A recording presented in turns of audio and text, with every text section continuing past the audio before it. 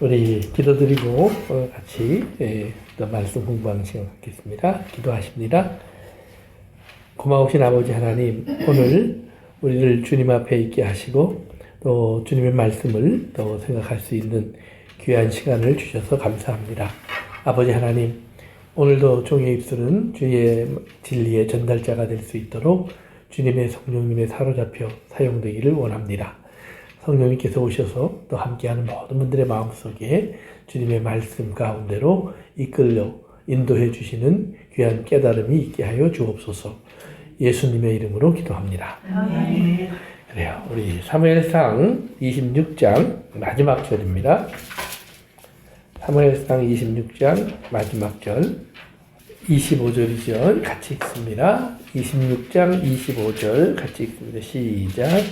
사울이 다윗에게 이르되 내 아들 다윗아, 내가 복이 있을지로다. 내가 큰 일을 행하겠고 반드시 승리를 얻으리라 하니라. 다윗은 자기 길로 가고 사울은 자기 곳으로 돌아가니라. 그 다음 장 26장 1절입니다. 1절, 2절, 26장 1절, 아니 27장 미안합니다. 27장 1절과 2절 시작. 다윗이 그 마음에 생각하기를 내가 후일에는 사울의 손에 붙잡히리니 블레셋 사람들의 땅으로 피하여 들어가는 것이 좋으리로다. 사울이 이스라엘 온 영토 내에서 다시 나를 찾다가 단념하리니 내가 그의 손에서 벗어나리라 하고 다윗이 일어나 함께 있는 사람 600명과 더불어 가드왕 마옥의 아들 아기스에게로 건너가니라. 아멘. 그래요. 우리가 지난 시간에 이제 공부했던 것처럼 사울이 다윗을 이제 자기의 정적, 자기의 번자를 위협하는 사람으로 보기 시작하고 다윗을 2번이나 죽이려고 했던 사건이 있었습니다. 그리고 이제 다윗은 결국 그 일 속에서 요나단과 미갈, 주로 사울의 자녀들이죠. 이 두 사람의 도움을 입어서 이제 사울의 손에서 벗어나 광야로 도망을 갑니다. 광야로 도망가서 이제 몇 가지 사건이 있었는데, 그 중에 하나가 이제 광야에서 자기가 피난했던 곳, 처음에는 사무엘에게 갔었고, 그 다음에는 제사장 마을로 갔고, 그 다음에 이제 광야로 나가죠. 광야로 이렇게 나가는데, 물론 요 중간에 이제 블레셋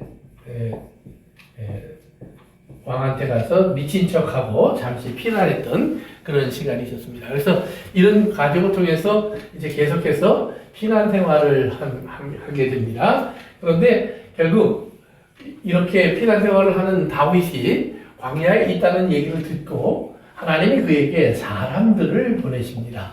그래서 어떤 사람들을 보내느냐? 이제 우리가 본 것처럼 그 이제 고통받는 사람들, 고통 속에 있는 사람들, 또 이제 억울한 일을 당한 사람들, 뭐 이런 사람들을 중심으로 해서 400명의 사람을 보냅니다. 물론 이제 그의 아버지와 어머니 그리고 형제들도 그에게 왔다고 하는 이야기를 성경이 기록합니다. 그래서 광야에서 자기 한 목숨 살기도 버거운데 결국은 이렇게 아무 힘도 없는, 쉽게 말하면 거짓대의 왕이 된 겁니다. 그래서 약 400여 명의 거짓대를 거느리는 그런 사람이 됐어요. 그래서 여기서 이제 그가 어떻게 하면 그러면 내가 살 수 있을까 하다가 이제 그 다음에 생각한 것이 뭐냐면 요단강 건너편에 있는 모압 왕을 찾아가는 겁니다. 그랬더니 모압 왕이 그래도 따뜻하게 맞아준 것 같아요. 그래서 이제 자기 아버지와 어머니는 좀 특별히 부탁을 하고, 그리고 다시 그 백성들 400명 데리고 요새를 만들어서 그 요새에 거주하게 됩니다. 그랬더니 선지자 가시라고 하는 선지자가 와서 아니라 다시 광야로 돌아가라고 하나님이 말씀하신다. 그러면서 유다 광야로 다시 돌아가라고 얘기를 해요. 그래서 그 이제 우리가 그 지도를 이렇게 생각해 보면 여기가 이제 지중해고요. 이제 이쪽에 이게 이제 갈릴리 호수가 있고 요단강이 이렇게 있다면 여기에 이제 사해가 이렇게 있는데 사해를 보면 여기 중간에 이제 사실은 이렇게 돼 있죠. 모압은 이 지역에 있는 게 모압이고 암몬은 여기에 북쪽에 있는 게 암몬이에요.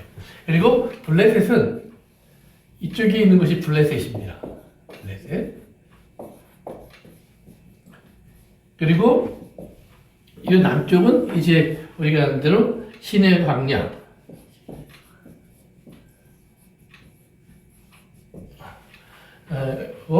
더 남쪽으로 내려가면 이제 시내 광야고 그쪽에는 네게부 광야가 있어요. 미안합니다. 네게부 광야가 있고 이제 시내 광야가 있는데 이렇게 있는데 주로 다윗이 이제 여기가 모압이니까 여기까지 갔다가 다시 이리로 돌아가라고 하는 거예요. 그래서 이리로 돌아오는데 다윗이 주로 숨어서 활동하던 지역이 이 지역입니다. 그렇죠? 그래서 여기에 엔게디라고 하는 그 지역은 사해랑 딱 이렇게 맞닿고 있는 그런 오아시스가 있는 지역이고요. 그 다음에 이 중간에 있는 광야를 십광야 이렇게 불러요. 그리고 이제 다윗이 구원하러 갔던 마을이 있는데 이제 그둘라라고 하는 마을이 있습니다. 이제 이런 그 배경을 가지고 사울이 이제 살던 지역은 주로 이쪽 지역이죠. 그래서 사울이 이제 다윗이 여기에 있다는 얘기를 듣고 다윗이 돌아오니까 다시 죽이려고 쫓아옵니다. 그래서 다윗을 쫓아다니는데 다윗이 어디 있는지 또 알려주는 사람들이 있어요. 꼭 사울에게 가서 다윗이 여기 있습니다. 다윗이 여기 있습니다. 다윗이 여기 있습니다. 또 누가 알려줘요. 그러면 사울이 계속 쫓아와서 이제 그를 잡으려고 하는데 이제 사울이 자기를 잡으러 왔을 때 사울이 다윗을 2번 죽이려고 한 것처럼 다윗이 사울을 2번 살려줍니다. 그렇죠? 그래서 한 번은 동굴로 들어왔을 때 살려주고 또 한 번은 두 번째 자기를 쫓아와서 이 광야에 이제 진을 치고 이제 사울이 가운데 있고 주변에 병사들이 있으면서 이제 잠을 자고 있는데 다윗이 몰래 이 사울의 진으로 들어갑니다. 그랬더니 이제 나중에 그 다윗의 오른팔이 된 장군 한 사람이 내가 같이 가겠습니다. 그래갖고 이제 이를 따라오는데 재밌는 것은 모압에서 광야로 다시 돌아왔을 때 600명의 용사와 같이 돌아옵니다. 그러니까 그 400명 처음에 왔을 때는 이 사람들이 다 뭐예요? 하나같이 빚지고 뭐 문제 있고 가슴 아픈 이런 사연 있는 사람들만 왔는데 이들이 다윗을 따라다니면서 어떤 시간이 지났는지 모르지만 그 짧은 시간 동안에 숫자는 더 많이 늘었고 그리고 이들을 이제 성경은 용사라고 부르기 시작해요.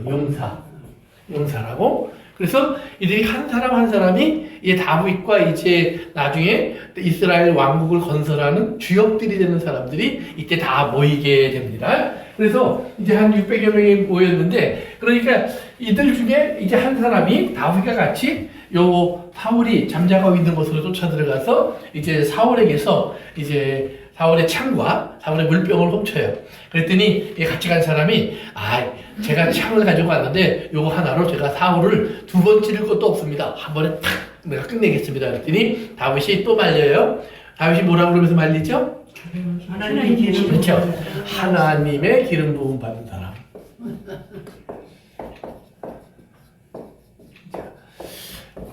이것을 우리가 잘 생각하셔야 돼요.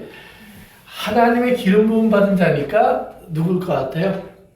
요즘으로 말하면. 요즘에 말하는 목사님. 네. 이제 그 대부분 그렇게 생각해요. 이렇게 목사 기분은 좋아요. 네. 그래서 하나님이 기름 부으셨다. 근데 하나님이 기름 부었다라는 말의 기본적인 뜻은 뭐냐면 메시아라는 말이에요.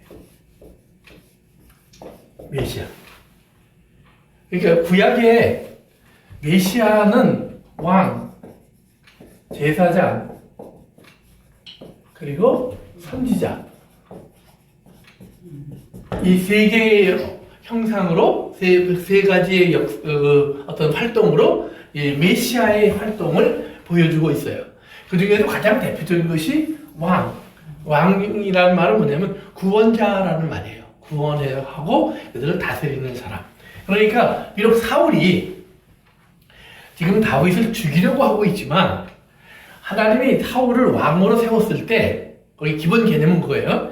하나님이 사울을 왕으로 세웠을 때 메시아의 모델로 세운 거예요. 그러니까 비록 지금 사울이 다른 일을 하고 있지만 잘못된 일을 하고 있지만 하나님이 세우신 모델의 역할은 그대로 있는 거예요. 그러면 하나님이 그 모델을 세웠으면 세운 자도 하나님이고 패하는 자도 하나님이다. 그러니까 다윗이 가지고 있는 기본 개념은 그거예요. 내가 세우고 내가 패할 수 있는 것이 아니라 세우신 분이 하나님이면 패하실 분도 하나님이다. 그래서 그 사람을 말리면서 다윗이 하는 말이 뭐냐면 하나님이 세우셨으니까 하나님이 패하는 거다. 우리가 하는 게 아니다. 그래서 하나님의 손에 맡기자. 그리고 하나님의 손에 맡기면 전쟁을 통해서 하나님이 하시든 또 다른 과정을 통해서 하시든 하나님이 알아서 하실 것이다. 그건 우리의 잡이 아니다. 그래요. 그 다음에 두 번째로 이 다윗이 이제 또 광야에서 배우는 것이 뭐냐면 나발의 사건이 있어요. 제가 한번 얘기했었죠. 나발의 사건은 뭐냐면 나발이라고 하는 사람이 이 광야 지역에서 제법 부유한 사람이었어요. 뭘 하고 있는 사람이냐면 목축을 해요. 그런데 이 광야에는 항상 이 남쪽에 있는 광야에는 아말렉이 있어요. 아말렉 족속이 있었고 여기에는 블레셋이 있어요. 그런데 아말렉을 하나님이 진멸하라고 했는데 사울이 살려서 데려왔죠. 진멸하지 않았어요. 그러니까 이 아말렉이 쳐들어오거나 블레셋이 쳐들어와서 자꾸 괴롭힌단 말이에요. 강도가 많아요. 그런데 다윗이 저 군대가 용사들이 많으니까 이 지역을 딱 안전하게 지켜줘요. 그러니까 양이나 뭐 염소나 잃어버리지 않고 잘 이제 키울 수 있도록 돌봐줬으니까 이제 추수할 때, 즉 털을 깎을 때 이제 다윗이 가서 나한테도 좀 이제 부스러기나 좀 떨어주시오. 그랬더니 나발이 나발 됐죠. 그래갖고 이제 다윗이 화가 나서 군대를 총동원해서 죽이려고 하니까 아비가일이 부인이죠. 아비가일이 이제 얼른 쫓아와서 다윗에게 그러지 마십시오. 그러면서 그 다윗을 주라고 부르면서 이스라엘의 주가 될 사람이, 즉 이스라엘의 메시아, 이스라엘 구원자가 될 사람이 자기 손에 피 묻히면 되겠습니까? 참 재밌는 거예요. 하나님이 나중에 다윗이 피를 손에 많이 묻혀서 뭘 못한다고 그랬죠? 성전 건축을 넣으면 안 돼. 이렇게 얘기했거든요. 그런데 아비가일이 복수하러 오는 다윗을 막으면서 당신의 손에 피 묻히지 마십시오. 이 사람 이름이 나발. 이 이름이 값하지 않습니까? 그러면서 이제 다윗을 말리니까 다윗이 참 당신 때문에 내가 고맙습니다. 안 그랬으면 내가 오늘 내 손에 피를 묻힐 뻔했습니다. 그러면서 자기가 해야 될 역할에 대해서 다시 깨달아요. 그러니까 복수는 다윗의 잡이 아니라는 말이에요. 그리고 기름 부은 자, 물론 왕 제사장에서 메시아의 모습을 보여줘요. 그럼 메시아의 모습을 신약 성경에서 뭐라고 불리냐면 메시아라는 단어가 크라이스트, 그리스도라는 말이에요. 예, 그러면 우리 예수 믿는 사람 뭐라고 불러요?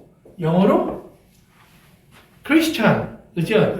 그러니까 예수 믿는 사람이 어떤 사람이에요? 기름 부음 받은 사람들이에요. 기름 부음 받은 사람들. 그래서 예수 믿는 사람들을 히브리서에서는 베드로는 뭐라고 불렀냐면 베드로 후서인가요? 거기서 예수 믿는 사람을 왕 같은 제사장. 우리가 다 그러니까 왕 같은 제사장. 또 우리에게 복음을 전하는 자리가 선지자 역할도 하는 거예요. 그러면 이제 아까 목사님이라고 그랬는데 목사도 포함이 되겠죠? 그러니까 안 된다는 거 아니에요? 목사 빼놓고 또 자기들끼리만 가시면 안 돼. 네, 목사도 포함이 되지만 모든 성도가 뭐예요? 기름 부음 받은 사람들이에요. 그러니까 지금 다윗이 기름 부음 받은 자를 해치지 않겠다는 말을 했을 때 그것은 목사에게만 적용하는 건 아니에요. 이것은 모든 성도를 향한 우리의 기본적인 이해가 거기에 담겨 있는 거예요. 그러니까 우리는 서로를 향해서 복수하게 되어 있지 않아요. 아멘. 그럼 서로를 향해서 해쳐도 돼요? 아니요. 안 되는데 해쳐요. 안 되는데 해요. 그러니까 사울처럼 된다는 말이에요. 다윗처럼 순간적으로 자기의 분노를 못 이기고 나설 때가 있어요. 그런데 그때마다 아비가일이 있으면 좋은데 아비가일은 없고 뭐만 있어요? 나발만 있어요. 그러니까 내 눈앞에 나발만 보이니까 저 나발되는 나발을 이렇게 하고 싶은 거예요. 그거 막아주시는 것이 아비가일의 역할인데 그러면 아비가일은 누가 그 역할을 해야 될까요? 성령. 기본적으로 물론 성령님이죠. 근데 성령님은 보여요, 안 보여요? 안 봐요. 성령님은 어디 계세요? 네, 안 봐요. 그렇죠? 우리 안에 계세요. 우리 안에. 그러면 성령님이 우리 안에 있는 사람들이 아비가일의 역할을 해야 되겠죠. 지혜로운 사람들이. 그래서 그들의 분노나 복수나 원망이나 불평이나 이런 것 속에서 뭐예요? 자꾸 하나님께로 다시 돌아갈 수 있도록 얘기해야 되겠죠.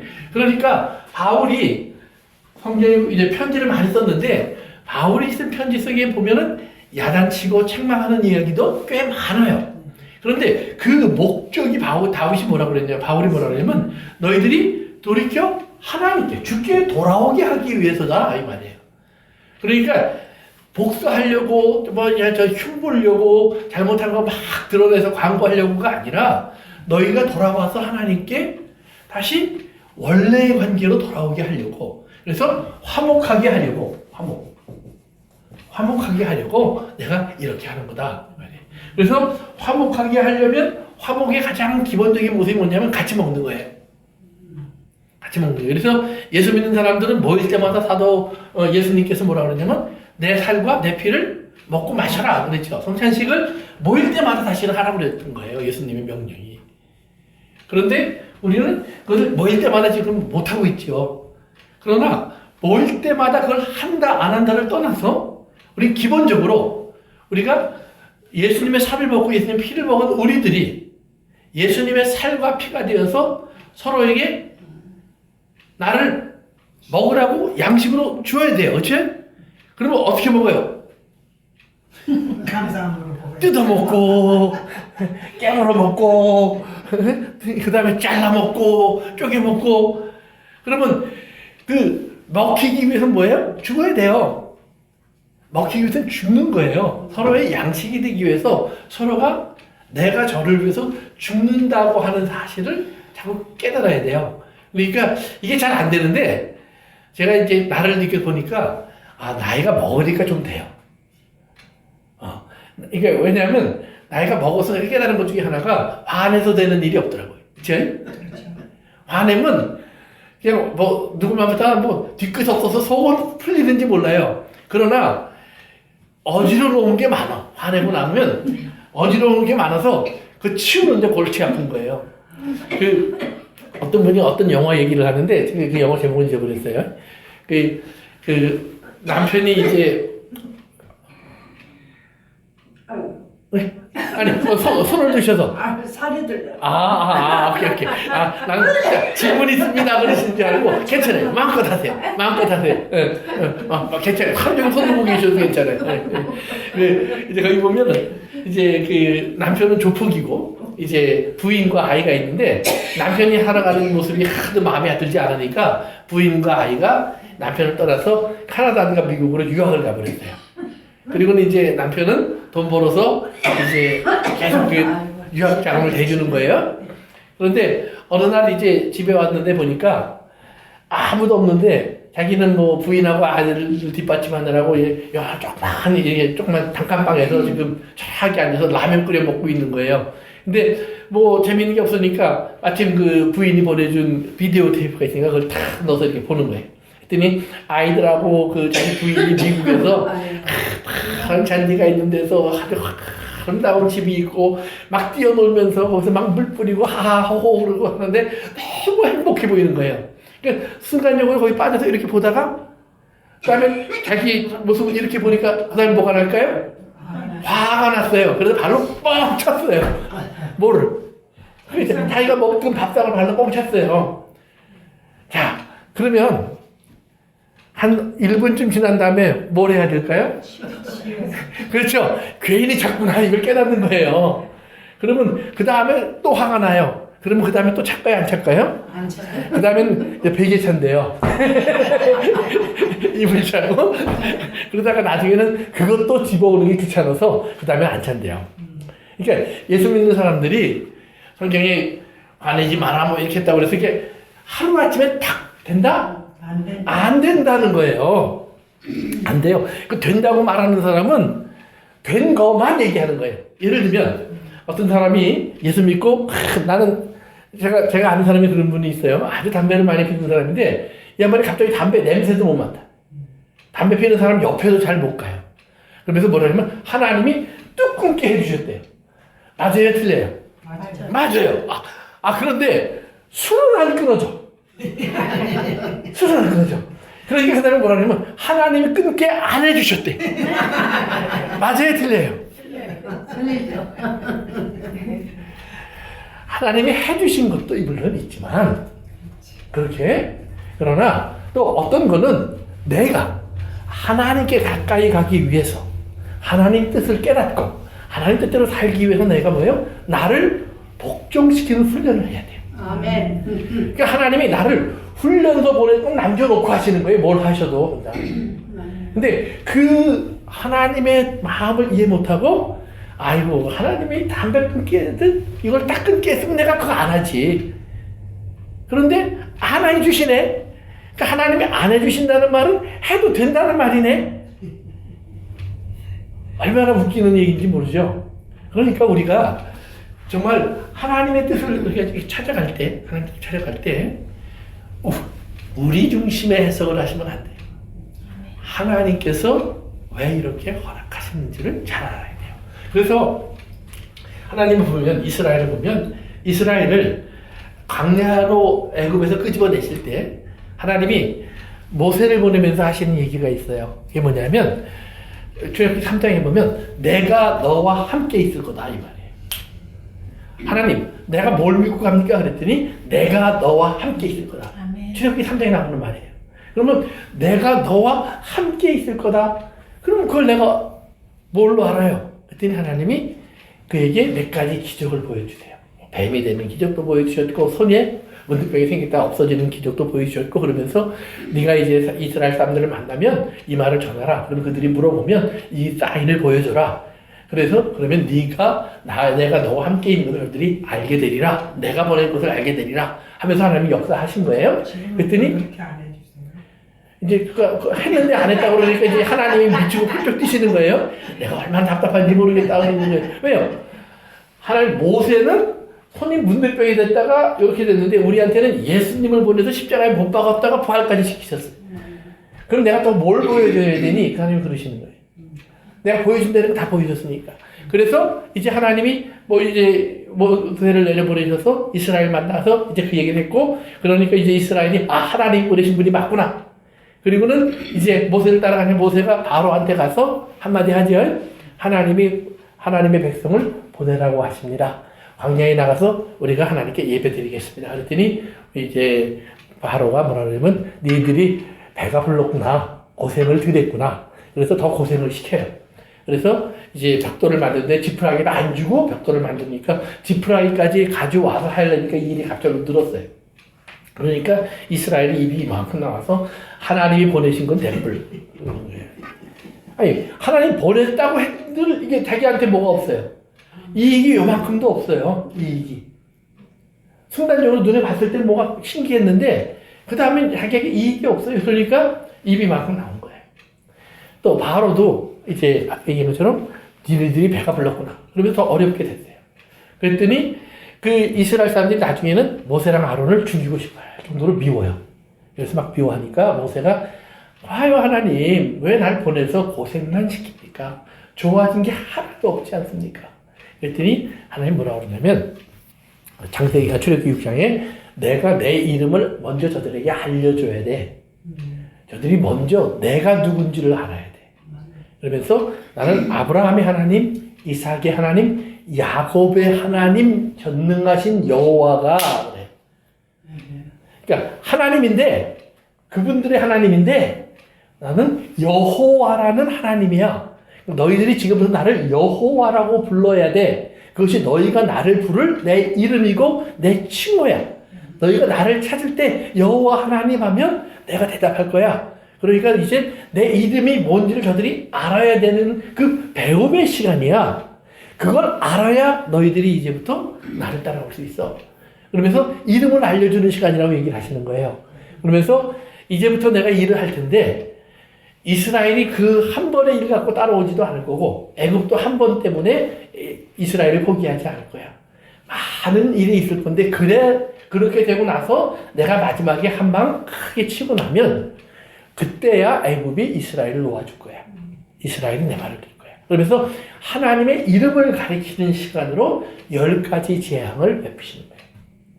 그러면 10가지 재앙 속에서 마지막 재앙이 우리가 뭔지 알죠? 모든 첫째를 죽이는 거예요. 그러면 그것부터 했으면 쉽지 않을까요?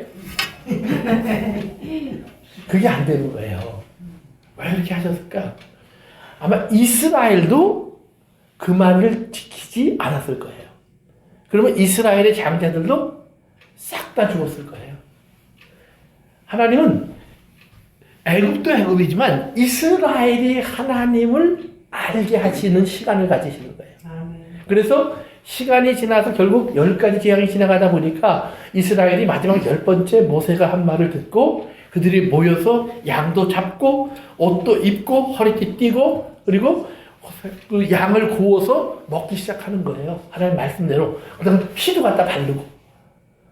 그런데 한참 그들은 먹고 그러고 있는데 바깥에서 비명소리가 들리고 통곡소리가 들리고 그리고 궁궐에서 한밤중에 모세를 찾는 바로의 신하가 쫓아와서 바로가 당신을 찾습니다. 하니까 모세가 내가 다시는 만나지 않겠다고 했는데 무슨 일이냐.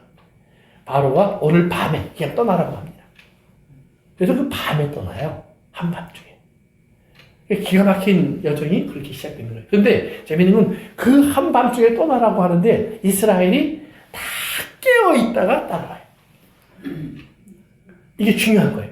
그러니까 이스라엘에게 하나님이 처음부터 그렇게 하라고 그랬으면 그 밤에 이스라엘이 깨어있었을까요? 아니요. 나부터도 쿨쿨 잤을 거예요. 나부터도. 그런데 그날 밤은 잘 수가 없어요. 왜? 10가지 재앙이 흘러온 모습을 보았거든요. 어떤 일이 일어나는 줄 보았거든요. 그러니까 그들이 잠이 와도 꼬집어서 깨우면서 서로를 흔들어 깨우면서 그 밤을 버텨낸 거예요. 그리고 떠날 수밖에 없는 하나님의 명령이 떨어졌고 그리고 바로가 가라고 하고 그래서 이스라엘이 쭉 걸어나가요. 그런데 보세요.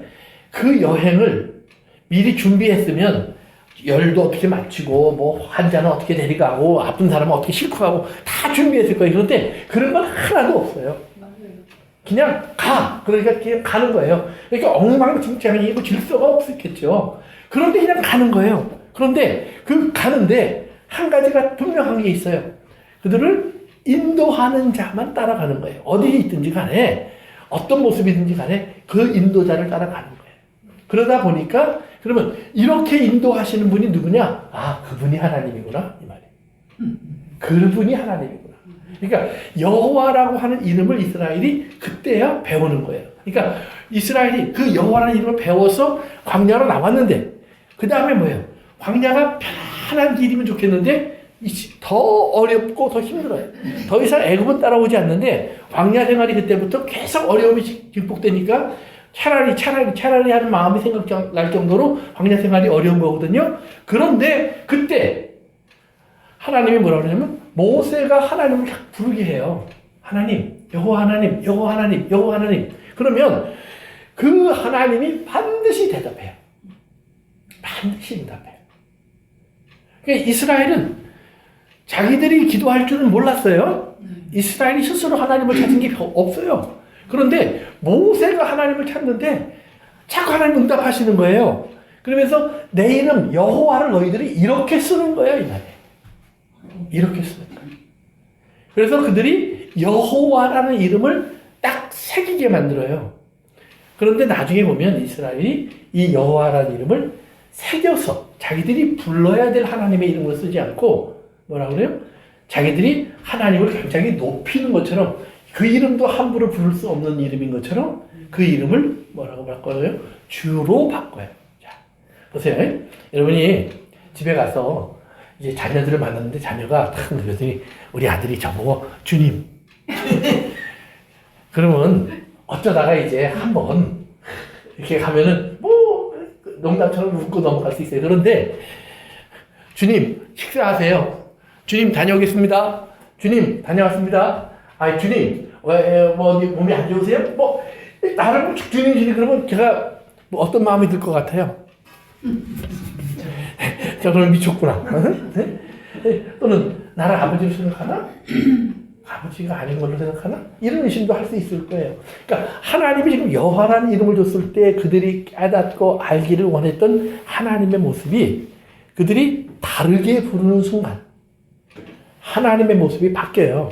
그러니까 만약에 여러분들이 하나님을 아저씨, 아저씨, 나는 아저씨가 좋아요. 그러니까 우리나라 그 영화 중에 보면은 어린 아이를 이웃집 아저씨가 보호하는 그런 영화가 있어요. 원빈이 나오는 영화가 있어요. 이때 그 아이를 살리기 위해서 막 머리도 막 깎고 막 그러면서 미국에서 이제 그 영화를 이제 그대로 가져와서 미국 배우들이 다시 리메이크도 한 유명한 영화인데 그게 아저씨라는 영화예요. 그런데 그 아저씨가 굉장히 자기에게는 아버지 이상인 관계가 됐어요. 그러니까 이 아이에게는 그 아저씨라고 그를 부를 때 또 그 아이가 아저씨라고 부를 때 이 사람이 느낀 특별한 감정이 있는 거예요. 이웃집 사람이 부를 때랑 달라요. 근데 마찬가지예요. 그러니까 나를 아버지라고 불러야 될 아이가 나를 아저씨 그러면 그건 다른 거예요. 완전히 다른 거예요. 그러니까 다른 이해가 거기 들어와 버려요.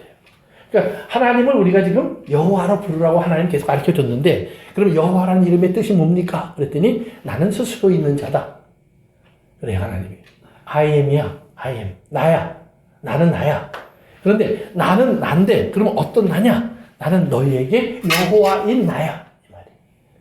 그러면 여호와라는 말의 의미가 뭡니까? 그랬더니 애굽에서 건져낸 게 여호와야. 홍해를 건너오게 한 게 여호와야. 시내산에서 너희를 만난 게 여호와야. 구름기둥과 불기둥으로 인도한 그것이 여호와야. 만나와 메추라기를 준 자가 여호와야. 요단을 건너가게 하고 그 땅을 차지하게 한 자가 여호와야. 바로 내가 여호와야. 그러니까 뭐예요? 이스라엘과 함께 하면서 이스라엘의 모든 허물을 감싸면서 이스라엘의 모든 문제를 해결하면서 이스라엘을 이 땅에 위대한 사람으로 우뚝 세운 그 모든 것을 하신 분이 여호와예요. 그러니까 그 여호와라는 하나님의 이름을 이스라엘은 결국은 버린 거예요. 그 과정을 통해서. 그러니까 그들 나름대로는 하나님을 더 잘 섬기려고 했는데 그러나 그들이 뭐예요? 잘 섬긴다고 하는 것이 멀어졌다는 말이에요. 그러니까 하나님은 가까이 함께 하려고 그 이름을 줬는데 이스라엘은 점점 먼 이름으로 바꿨어요. 근데 나중에 예수님이 오셔서 하나님이 내 안에 있어. 나랑 함께 있어. 나랑 같이 있어. 그래서 하나님의 이름을 여호와라는 이름에서 뭘로 바꿔요? 예수님이 하나님을 뭐라고 불렀어요? 아버지. 우리 아버지. 나만의 아버지가 아니라 너도 포함한 우리 아버지. 우리를 키우신 아버지. 그러니까 예수님의 눈에 다른 사람들은 어떻게 보여요? 형제로 보인다. 형제로.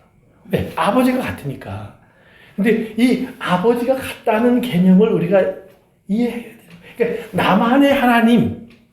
그래서 나만 잘하면 돼. 이게 아니라는 말이에요. 하나님은 나와 아버지와 아들의 관계, 자녀의 관계를 만드셨지만 그 만듦으로 인해서 나도 모르는 사이에 하나님의 아들인 모두가 나의 뭐가 됐어요?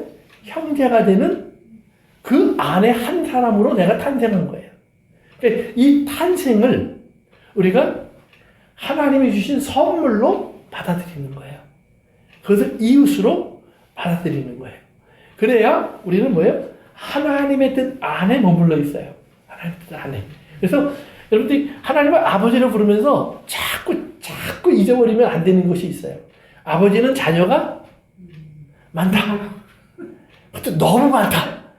왜 이렇게 많이 나셨는지. 그런데 그 많은 자녀들이 다 하나님 안에서 예수 그리스도 안에서 하나다. 형제다.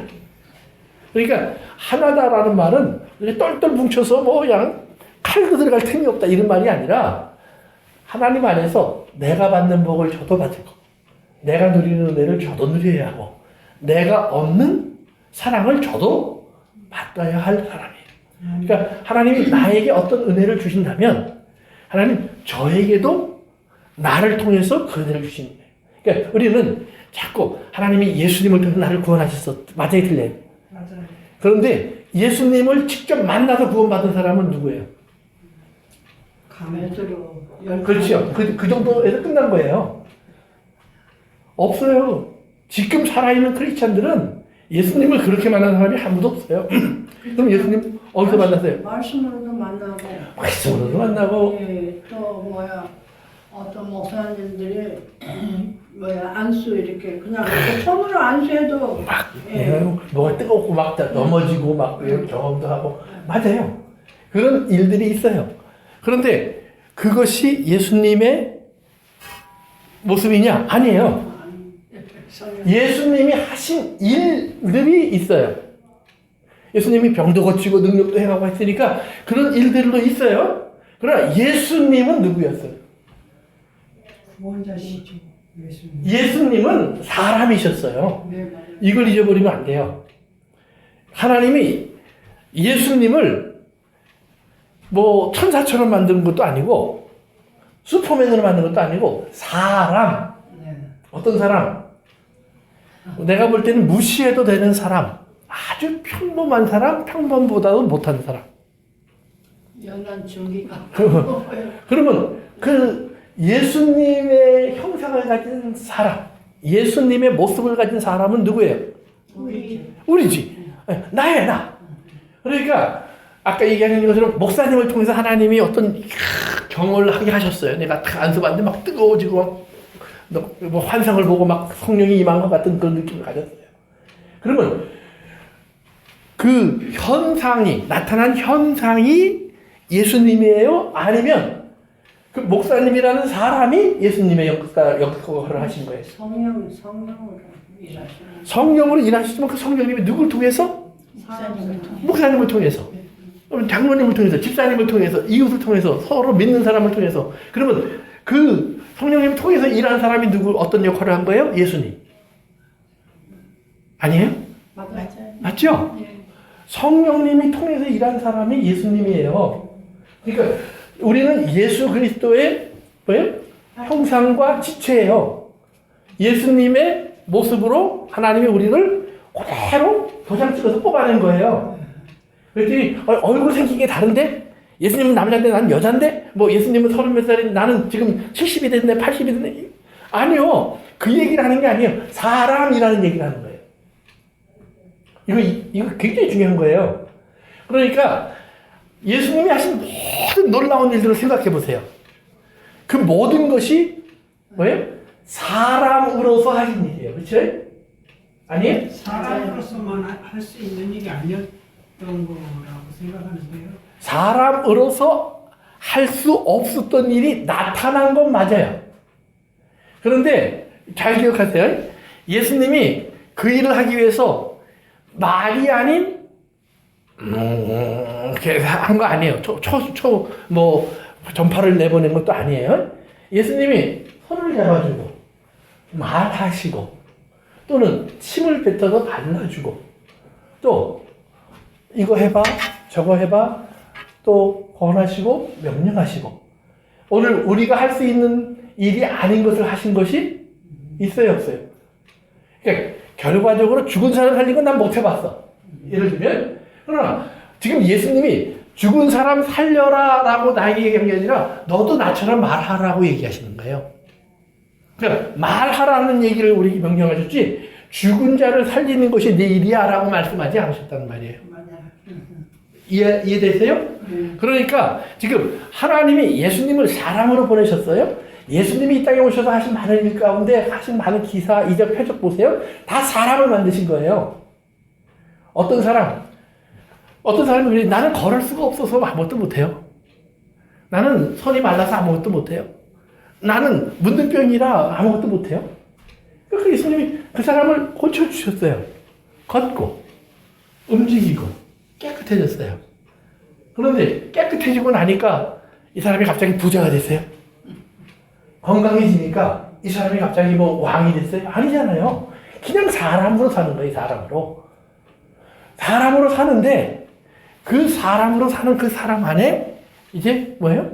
그가 그때부터 하나님 말씀으로 살면 뭐가 나타나요?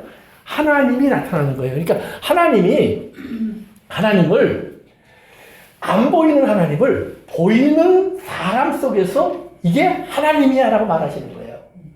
성경이 강조하는 건 그거예요.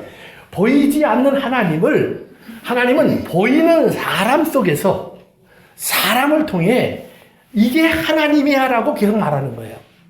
그러면 그 핵심이 뭐냐? 우리가 생각하는 대로 어떤 우리 사람이 할 수 없는 일들을 하는 것이냐? 아니에요. 가장 기본적인 게 사랑하는 거예요. 사랑. 하나님은 사랑이라. 하나님은 기적이라. 안 그래요? 하나님은 능력이라. 능력 맞아요. 근데 어떤 능력인가? 우리가 이제 공부하게 되겠지만 하나님 말하는 능력은 죽은 사람 살리는 능력이 아니에요. 병 고치는 능력이 아니에요. 용서하는 능력이에요. 하나님처럼.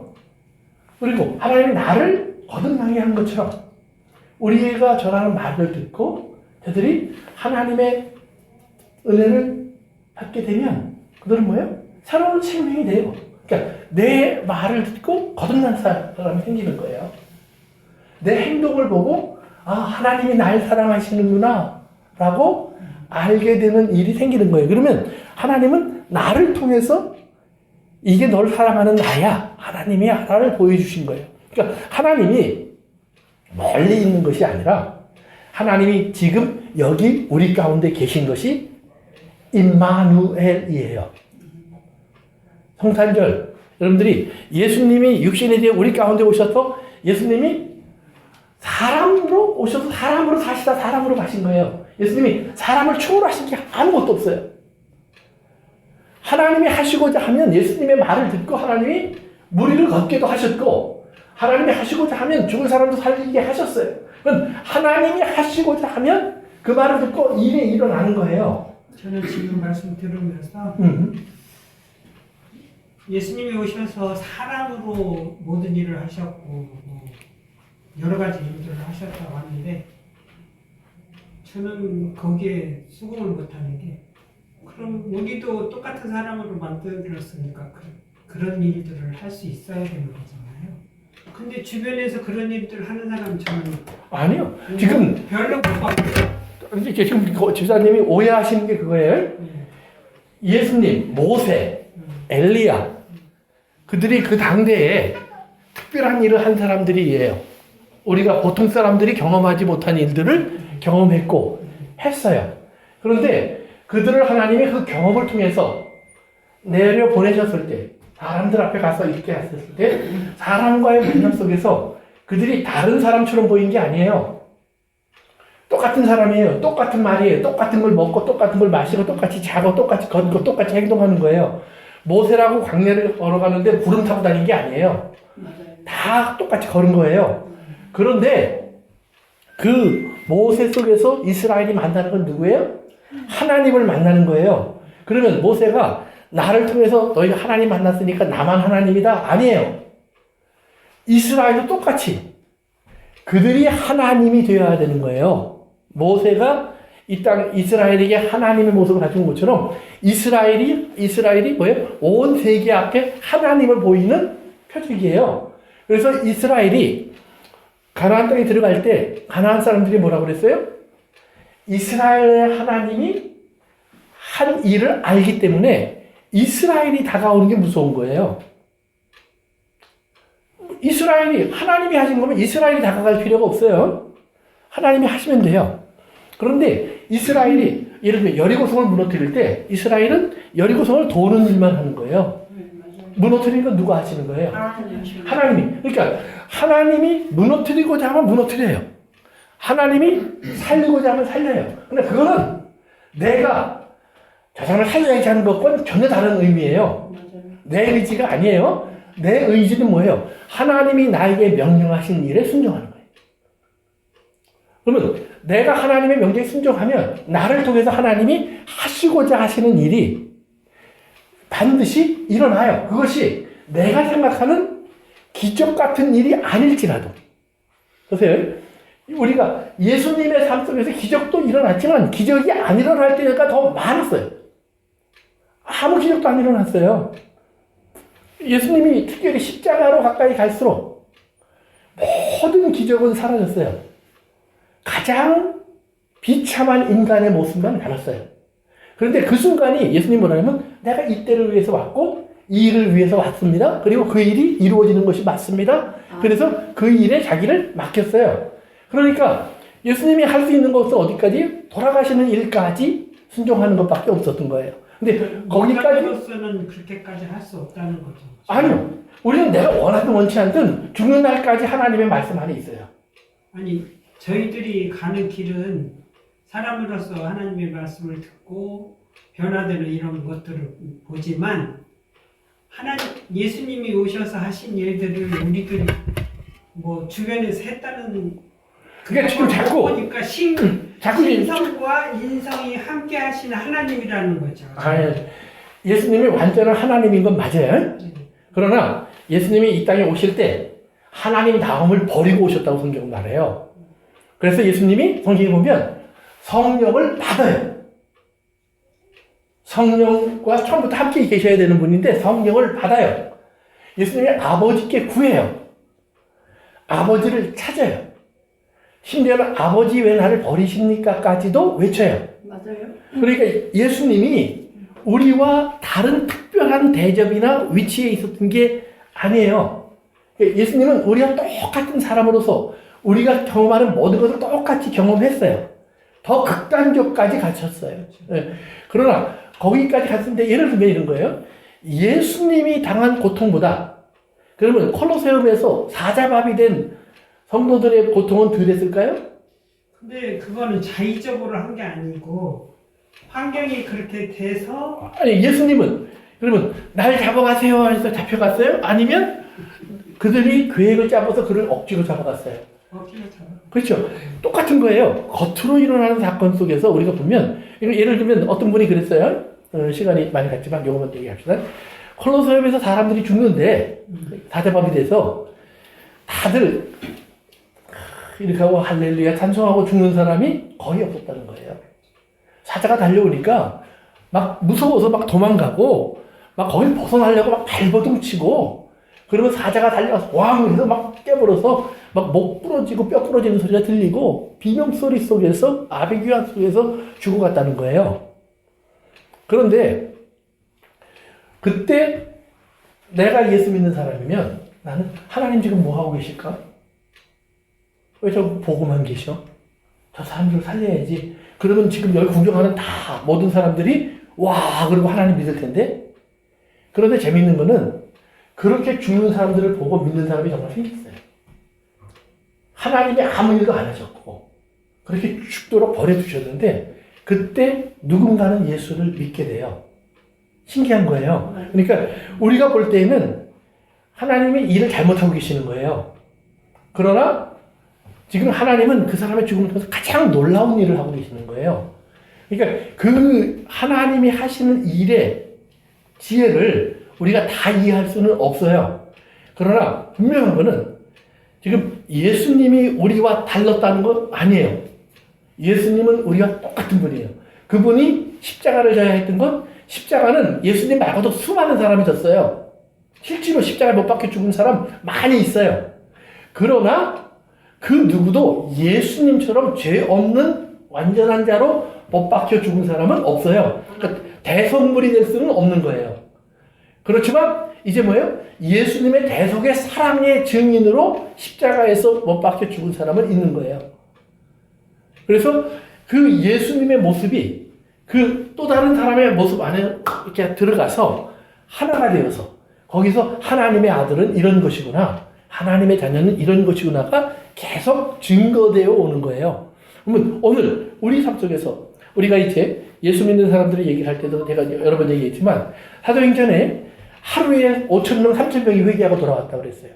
근데 그들이 12 사도들 또는 120명처럼 성령을 받은 이야기가 성경에 없어요. 그럼 그들은 성령 안 받았을까요? 아니죠. 성령을 받으라고 분명히 얘기한 거예요. 성령을 받아. 그러면 너희가 예수 그리스도를 믿고 세례를 받으면 죄사함을 얻고 하나님이 너희에게 성령을 선물로 주실 거야. 분명히 그러셨어요. 그래서 세례 받고 돌아온 것까지 나와요. 그러나 그들이 어떻게 성령을 받았는지는 안 나와요. 어떤 모습인지도 없어요. 그러면 왜 없을까요? 그냥 말씀을 받으면 성령을 받은 거나 그렇죠. 그렇게 해도 우리가 해석할 수 있다는 말이에요. 그러니까 120명이 받은 성령의 모습처럼 다 받아야 되는 거 아니라는 말이에요. 전혀 모르게 다른 사람들이 볼 때는 물에 들어갔다 나온 것을 끝이에요. 그럼에도 불구하고 그는 이미 성령을 받은 거예요. 그러니까 우리가 그렇게 이제 보면 그러면 어떤 사람은 이런 일을 해요. 그러나 대부분의 사람은 그런 일을 안 해요. 사도들은 이런 일을 했어요. 그러나 대부분의 교회의 리더들은 그런 일을 안 했어요. 그러나 하나님이 우리에게 하라고 하신 명령의 핵심은 분명해요. 목사와 사도와 전도자와 복음 가르치는 사람들을 세우셨을 때 그들에게 명령하신 것은 뭐예요? 가르치라는 얘기예요. 가르치라는 얘기예요. 그러면 가르침은 우리가 해야 돼요. 그러나 그 다음에 뭐예요? 병든 자가 있으면 위해서 기도하라. 그럼 낫냐 안 낫냐 그거는 하나님의 손에 달린 거예요. 우리는 거기까지의 역할이에요. 그러면 거기까지가 뭐예요? 하나님의 아들의 모습이에요. 이 땅에 살고 있는 천국에 있는 하나님의 아들들이 뭘 할까요? 아무것도 안 하겠죠. 기다리고 있겠죠. 우리를 보면서 응원하고 있겠죠.